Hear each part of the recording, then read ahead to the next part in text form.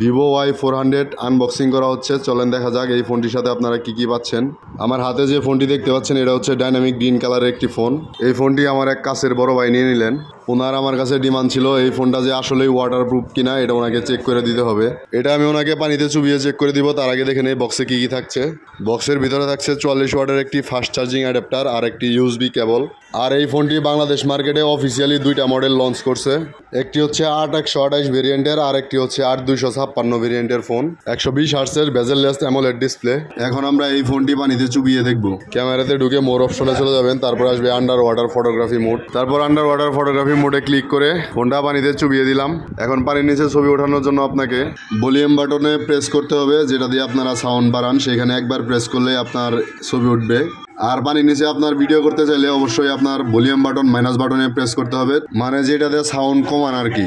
Minus বাটনে press করলে আপনার ভিডিও শুরু হবে।